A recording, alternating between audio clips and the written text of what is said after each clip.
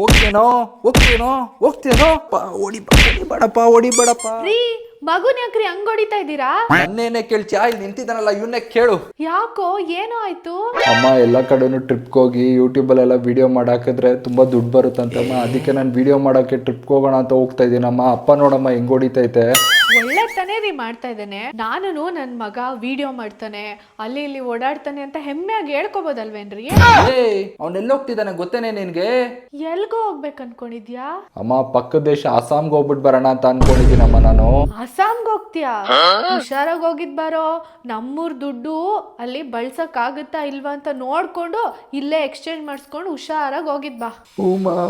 ಹುಷಾರಾಗಿ ಹೋಗ್ಬಿಟ್ಟು ಬರ್ತೀನಮ್ಮ ನಾನು. ಅಸ್ಸಾಂ ಎಲ್ಲಿದೆ ಗೊತ್ತೇನೆ? ಪಾಕಿಸ್ತಾನಲ್ಲಿ. ಅಲ್ಲಿ ಶೂಟ್ ಮಾಡ್ಬಿಟ್ರೆ ನಾನು ಏನೇ ಮಾಡ್ಲಿ? ನನ್ಗಿರೋದೇ ಒಂದೇ ಮಗ, ನಾನು ಏನೇ ಮಾಡ್ಲಿ? ಪಾಕಿಸ್ತಾನದಲ್ಲಿದ್ಯಾ?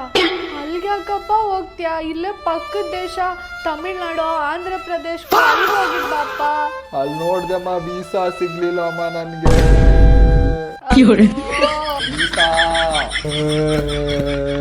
ಆರ್ಡಿನರಿ ಅಲ್ಲ, ಎಕ್ಸ್ಟ್ರಾರ್ಡಿನರಿ.